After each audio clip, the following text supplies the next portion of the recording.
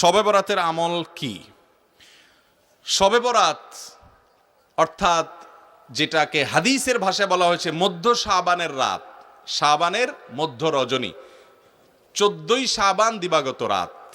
এটাকে আমাদের সমাজে বা পাক ভারত মহাদেশে, এই অঞ্চলে, ইরানে, এই সাইডে শবে বরাত বলে। হাদিসে কোনো শবে বরাত টরাত নাই, হাদিসে আছে লাইলাতুন নিসফি মিন শাবান। তো যাই হোক, বরাত মানে যদি মুক্তি হয় তাহলে সে অর্থে ঠিক আছে। এই রাতে আল্লাহ তাআলা মুশরিক যারা শিরকে লিপ্ত, এই লোকগুলো ছাড়া, হিংসুক ছাড়া, বেদাতে লিপ্ত ছাড়া, যে ব্যক্তি সুন্নাহ মেনে চলতে চায় না, এই লোকগুলো ছাড়া বাকি সব ইমানদারদেরকে সাধারণ ক্ষমা ঘোষণা করেন। আল্লাহর সাধারণ ক্ষমা ঘোষণা পাওয়ার জন্য যদি বলেন যে মধ্য শাবান রাত বা যেটাকে শবে বরাত বলি আমরা, এই হাদিসে যেটাকে মধ্য শাবান রাত বলা হয়েছে, সে রাতের আমল যদি বলেন, তাহলে আমি বলবো শিরিক থেকে মুক্ত হন, হিংসা থেকে, বিদ্বেষ থেকে, শত্রুতা থেকে মুক্ত হন, কারোর পিছে লাগালাগি করেন না, অন্তরে কারোর প্রতি ক্ষোভ হিংসা থাকলে, শত্রুতা থাকলে মুছে ফেলান, পরিষ্কার হয়ে যান এবং বিদআত থেকে মুক্ত হয়ে যান, সুন্নতকে আঁকড়ে ধরেন।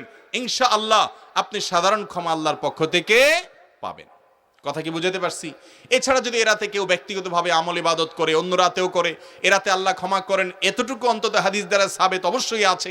সেই বিষয়টা লক্ষ্য করে, এ রাতের ফজিলত একেবারে উড়িয়ে দেওয়ার মতো নয়, সে বিষয়টিকে লক্ষ্য করে যদি কেউ ব্যক্তিগতভাবে আমল ইবাদত করে, বেদাতি কোনো রূপ পরিগ্রহ না করে, তাহলে সেটা তার জন্য জায়েজ আছে। কিন্তু আমাদের দেশে যেটা হয়, শবে বরাত মানে হলো মসজিদে দলবদ্ধভাবে জিকির করতে হবে, দোয়া করতে হবে, দলবদ্ধভাবে অনেক কিছু করতে হবে, নফল বিশেষ করে সুন্নত আমল, এটা একা একা করার যেগুলো, সেগুলো একা একাই করতে হবে। যেগুলো দলবদ্ধভাবে করার কোনো নির্দেশ নাই, সেগুলোকে দলবদ্ধভাবে করলে সেটা ভুল হবে। মসজিদে ঢুকার সময় দোয়া পড়তে হয়, আল্লাহুম্মা ইফতাহ লি আবওয়াবা রাহমাতিক। এই দোয়াটা পড়ার জন্য যদি মসজিদের দুয়ারে ইমাম সাহেব, মুয়াজ্জিন সাহেব সহ সব মুসল্লি সাহেবরা দাঁড়িয়ে হাত তুলে আল্লাহর কাছে সবাই মিলে দোয়া করে, আল্লাহুম্মা ইফতাহ লি আবওয়াবা রাহমাতিক সমস্বরে, এরপরে মসজিদে ঢুকে, এটা কি সুন্নত হবে না সুন্নতের খেলাফ হবে? ঠিক একইভাবে এই রাতে নবী করিম সাল্লাল্লাহু আলাইহি সাল্লাম, সাহাবায়ে কেরাম, সালাফ থেকে মসজিদে এসে দলবদ্ধভাবে কোনো দোয়া, ইবাদত, বন্দেগী ভাবে আমরা যেভাবে করি এরকম করার কোনো বর্ণনা পাওয়া। অতএব এটাকে আমরা যদি সিস্টেম বানিয়ে নেই, তাহলে সেটা কোনো শরিয়া স্বীকৃত কোনো পদ্ধতি হতে পারে না। বিধায় এই রাতকে কেন্দ্র করে অনেক কাজ, বেশিরভাগ কাজগুলো আমাদের সমাজ যত কাজ প্রচলিত আছে, সব রাতকে কেন্দ্র করে বেশিরভাগই কোনো এগুলার কোনো অস্তিত্ব হাদিসে খুঁজে পাওয়া যায় না। যেমন হালুয়া খান, শবে বরাত মানে হালুয়া, এটা তো একটা কমন আইটেম। ভাই হালুয়া কারোর খাইতে চাইলে খান, ভিন্ন কথা, কিন্তু এই রাতে খাইতে হবে, এই হাদিস বানায়া, জাল হাদিস বানায়া খাওয়া জায়েজ নাই। আপনি এমনি অন্য সময় খান, এ রাত্রেও খান, কিন্তু আপনি অন্য কোনো সময় খান না। এটা মেয়েটার খাওয়ার ফজিলত বানাইছেন কি, যে নবীজির দাঁত ভাঙছে সেজন্য হালুয়া খাইছে, তাই আমরা ভালো দাঁত নিয়ে হালুয়া খাইতেছি। আপনার বাবার পাও ভাঙছে, ভদ্রলোক একটা লাঠি দিয়ে ভর করে খোলায় খোলায় হাঁটে, আপনার ভালো পাও নিয়ে আপনি যদি একটা লাঠি নিয়ে খোলায় খোলায় হাঁটেন, এটা কি তাকে ভেঙানো হবে না? এই ভেঙানোর কারণে এটা কি বাপের সম্মান দেয়া হবে নাকি তার সাথে তামাশা করা হবে? আর দ্বিতীয় কথা হলো, নবী করিম সাল্লাল্লাহু আলাইহি সাল্লামের উহুদের যুদ্ধ এই শাবান মাসে বা তার আগের মাসে হয়ই নাই যে তিনি হালুয়া খাইছেন।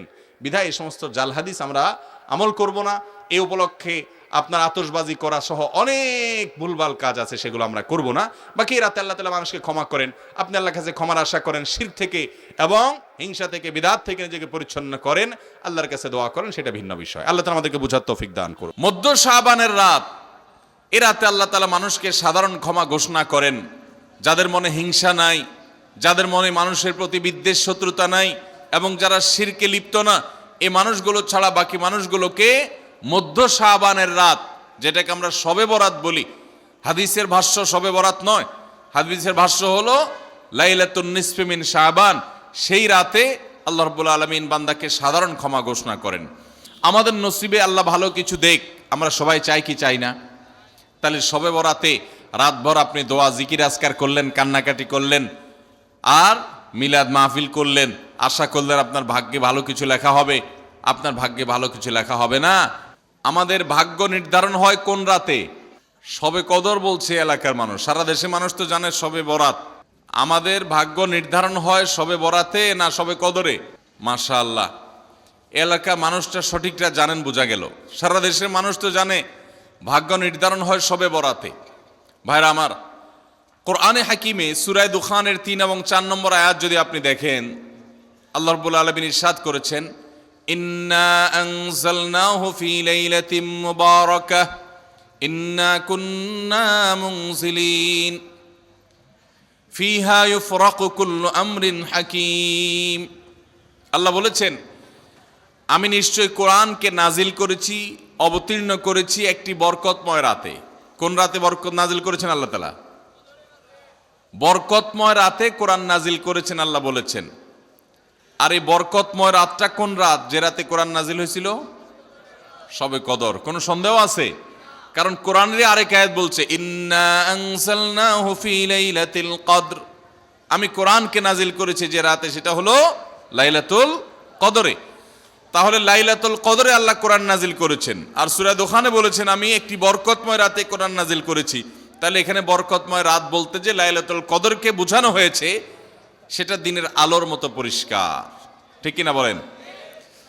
এরপর আয়াত আল্লাহ বলেছেন, ফিহা ইউফরাকু কুল্লু আমরিন হাকিম, এই বরকতময় রাত যে রাতে কোরআন নাজিল হয়েছে অর্থাৎ লাইলাতুল কদর, সেই রাতেই সমস্ত গুরুত্বপূর্ণ হিকমাপূর্ণ বিষয়গুলো সব ধার্য হয়ে থাকে, নির্ধারণ হয়ে থাকে।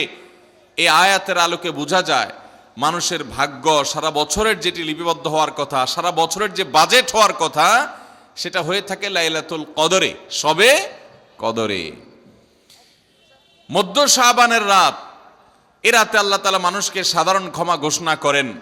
যাদের মনে হিংসা নাই, যাদের মনে মানুষের প্রতি বিদ্বেষ শত্রুতা নাই, এবং যারা শিরকে লিপ্ত না, এই মানুষগুলো ছাড়া বাকি মানুষগুলোকে মধ্য শাবানের রাত, যেটাকে আমরা শবে বরাত বলি, হাদিসের ভাষ্য শবে বরাত নয়, হাদিসের ভাষ্য হলো লাইলাতুন নিসফি মিন শাবান, সেই রাতে আল্লাহ রাব্বুল আলামিন বান্দাকে সাধারণ ক্ষমা ঘোষণা করেন। এটা একটা ভিন্ন বিষয়, কিন্তু বছরের সবচেয়ে শ্রেষ্ঠ রাত হলো লাইলাতুল কদর, যেই রাতে আল্লাহ তাআলা বান্দার ভাগ্য ঠিক করেন। এই রাতে যে ভাগ্য আল্লাহ নির্ধারণ করে থাকেন, সেই নির্ধারণটা যেন আমাদের অনুকূলে হয়, সেই নির্ধারণটা যেন আমাদের জন্য কল্যাণকর হয়। আল্লাহ যেন আমাদের ভাগ্যে ভালো কিছু লেখেন, খারাপ কিছু যেন না লেখেন।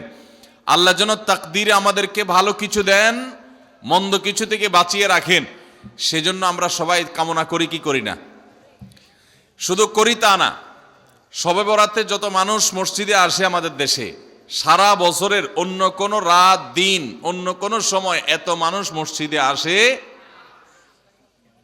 কারণ কি? শবে বরাতে মানুষ মসজিদে বেশি আসে কেন? কি কারণে আসে বলেন দেখি? সবচেয়ে বেশি মানুষ মসজিদে আসে কোন দিন? শবে বরাতে। কেন এই দিন বেশি আসে কেন? না একজন করে সিন্নি খাওয়ার জন্য? না, সিন্নি তো অন্য দিনও দেয়। এই রাতে বেশিরভাগ মানুষ মসজিদে যায় বা ইবাদত বন্দেগী করে যার যার মতে করে। বেশিরভাগ মানুষের ধারণা হলো যে এই রাতে ভাগ্য ঠিক হয়। যেহেতু ভাগ্য ঠিক হয়, ভাগ্য নির্ধারণ হয়, সেই জন্য এই রাতে মসজিদে যায়, ভিড় জমায়, যে একটা রাতে ইবাদত বন্দেগী করে যদি ভাগ্যটা নিজের অনুকূলে লিখে নেওয়া যায়, সারা বছরের ভালো কিছু লেখায় নেওয়া যায়, তাহলে তো সারা বছর ভালো থাকা যাবে। এই জন্য ওই একটা রাতে একটু বেশি ইবাদতবন্দি করার চেষ্টা করে। ঠিক না ঠিক? ভাইরা আমার, প্রথম কথা হলো ভাগ্য নির্ধারণ এই রাতে নয়, বরং লাইলাতুল কদরে হয়। দ্বিতীয় কথা হলো ভাগ্য নির্ধারণের জন্য একটা রাত মসজিদে গিয়ে ইবাদত বন্দেগী করলেই আমার ভাগ্য নির্ধারিত হয়ে যাবে বা ভাগ্য ভালো কিছু লেখা হয়ে যাবে ভাগ্যে, এরকম কোনো কথা কোরআন বা হাদিস থেকে পাওয়া যায়? কোরআন হাদিসে কি পাওয়া যায়? সূরা নাহাল আয়াত নম্বর 97। সূরার নাম সূরা নাহাল, আয়াত নম্বর কত? 97। আল্লাহ রাব্বুল আলামিন ইরশাদ করেছেন, মান আমিলা সালিহাম মিনকুম মান আমিলা সালিহাম মিন যাকারিন আও উনসা ওয়া হুয়া মুমিন। পুরুষ হোক আর নারী হোক, যে কোনো ব্যক্তি যদি ঈমানদার অবস্থায় ভালো কাজ করে, পুরুষ হোক কিংবা মহিলা, যে কেউ যদি ভালো কাজ খুঁটে খুঁটে খুঁটে নেক আমল করে, ভালো ভালো নেক কাজ, কোরআন হাদিসে নির্দেশিত কাজ, আল্লাহ যা করতে বলেছেন, রাসূল সাল্লাল্লাহু আলাইহি ওয়াসাল্লাম যা করতে বলেছেন, যদি সে কাজগুলো করে, এমত অবস্থায় করে যে সে ঈমানদার, অর্থাৎ ঈমান থাকতে হবে, ঈমান আছে এই অবস্থায় যদি নেক আমল করে, তাহলে কি হবে? আল্লাহ বলেছেন ফালানুহাইয়ান্নাহু হায়াতান তাইয়্যিবাহ, তাহলে সেই পুরুষ সে নারীকে আমি পবিত্র জীবন দান করব। কি জীবন দান করবেন বলছেন আল্লাহ? পবিত্র জীবন দান করবেন। এই পবিত্র জীবনে মানুষ সুখী থাকবে, এই পবিত্র জীবনে মানুষ সমৃদ্ধ থাকবে, এই পবিত্র জীবনে মানুষ ভালো থাকবে, নেক থাকবে। ওয়ালানাজজিয়ান্নাহুম আজরাহুম বিআহসানি মা কানু ইয়ামালুন, এবং এই ইমানদার নারী পুরুষরা যদি নেক আমল করে, ভালো কাজ করে যদি সব সময়, তাহলে সেক্ষেত্রে আল্লাহ বলেছেন তারা যে ভালো কাজ করেছে ওইটার সবচেয়ে উত্তম বিনিময় আমি তাদেরকে দান করব। তাহলে এই আয়াত থেকে প্রমাণ হয় যদি কেউ ঈমান আনার পর নেকামল করতে থাকে, নেকামল করতে থাকে, একদিনের নেকামল নয়, এক রাতের নেকামল নয়, সারা বছর জুড়ে সারা জীবন ধরে ভালো কাজ করার চেষ্টা যদি কেউ করে, আল্লাহ তাআলা তাকে পবিত্র জীবন দিবেন, সৌভাগ্যবান মানুষের জীবন দিবেন, সুখী মানুষের জীবন দিবেন। এখান থেকে বোঝা যায় কি ভাগ্য নির্ধারণের জন্য এক রাত আমল করতে হবে নাকি সারা বছর?